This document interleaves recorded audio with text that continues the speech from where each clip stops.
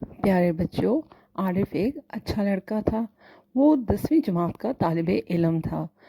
اس کے ماں باپ بہت غریب تھے۔ عارف نے ماں باپ کو کہا کہ اب آپ مجھے آگے پڑھائیں، میں آگے پڑھنا چاہتا ہوں۔ لیکن عارف کے بابا نے اسے کہا کہ بیٹا، میں آپ کو آگے نہیں پڑھا سکتا، اب آپ کوئی نوکری وغیرہ کی تلاش کر لیں۔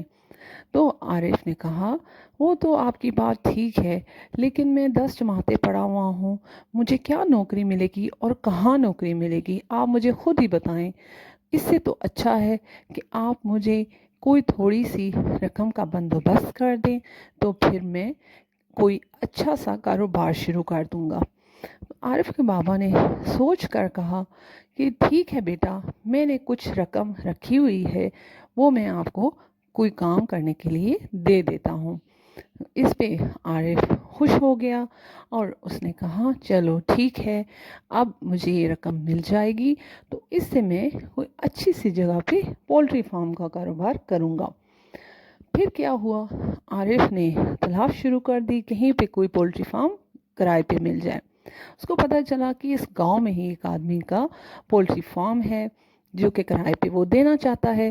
تو پھر اس نے اس آدمی سے رابطہ کیا اور اس آدمی نے کرائے پہ عارف کو مرغی خانہ دے دیا، اور پھر اس طرح سے عارف نے پولٹری فارم کا کام شروع کر دیا اور بہت اچھے سے اس کا کام چلنے لگا اور آہستہ آہستہ اس کی ترقی بھی ہونے لگی۔ لیکن کچھ دنوں بعد ایسا ہوا کہ وہاں پہ کچھ گڑبڑ محسوس ہونے لگی اسے۔ وہ جب پولٹری فارم میں جاتا تو اسے ایسے لگتا جیسے کوئی اسیب یا کوئی سایہ یا کوئی ایسی چیز ہے جو اسے تنگ کرتی ہے، لیکن اس نے اس چیز کو اگنور کیا، اس چیز کو اس نے سیریس نہیں لیا۔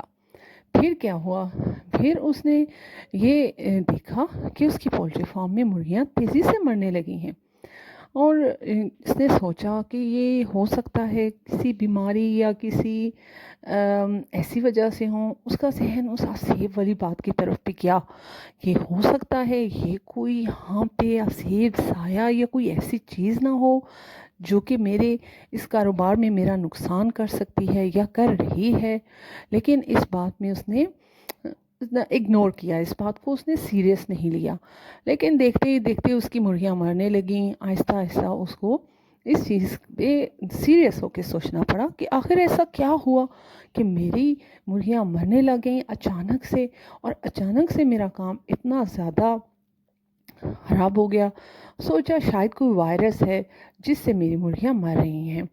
پھر اس نے اپنے دوست سے رابطہ کیا تو دوست نے کہا نہیں یار، کوئی وائرس نہیں آیا، وائرس آئے تو سب مرغیوں کو لگتا ہے، میری مرغیاں تو ٹھیک ٹھاک ہیں، کوئی وائرس والی بات تو ہے نہیں، کچھ اور چکر ہے۔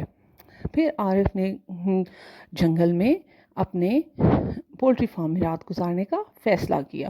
ویسے تو اس کا نوکر پولٹری فارم میں ہوا کرتا تھا، لیکن اس نے سوچا کہ شاید کوئی گیدڑ یا کوئی ایسی چیز ہے جو میرے نوکر کی کیئر نہ کرنے کی وجہ سے مرغیوں کو مار جاتے ہیں اور کچھ مرغیوں کو اٹھا کے لے جاتے ہیں۔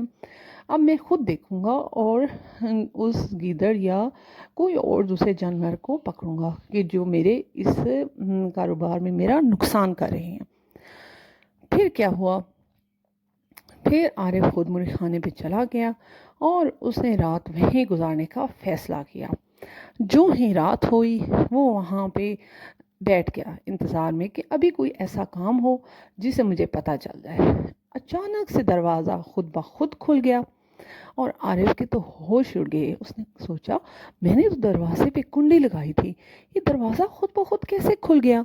پھر اس نے اس بات پہ بہت زیادہ حیرانگی ہوئی اور اس نے سوچا کہ مجھے تو خوف آنے لگا اس کو سوچ کے، اور دروازے کی طرف دیکھا تو ایک خوفناک قسم کی چڑیل جو اس کی طرف ہاتھ پھیلائے آگے بڑھ رہی ہے، اور پھر اس کی آنکھیں عجیب سی ہیں، اس کے بال سفید ہیں اور عجیب سی شکل کی وہ خوفناک سی سایہ ٹائپ چیز ہے۔ عارف نے شور شروع کیا، بچاؤ بچاؤ، میری مدد کرو، کوئی ہے جو میری مدد کرے، کوئی ہے جو میری مدد کرے۔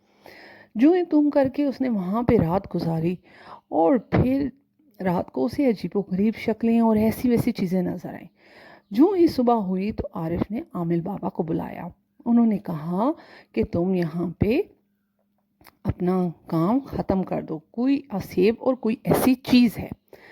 عارف نے سوچا کہ میں آئندہ ڈروں گا نہیں، یہ چیز میرا کوئی نقصان نہیں کر سکتی، انسان سے زیادہ طاقتور کوئی چیز نہیں ہوتی۔ پھر عارف نے اسی طرح کیا، اور اس کا جو بھی وہاں کوئی چیز تھی وہ اس نے جب دیکھا کہ عارف تو میرے سے ڈر نہیں رہا، وہ وہاں چھوڑ چھاڑ کے وہاں سے چلی گئی اور عارف کو ترقی ہونے لگی۔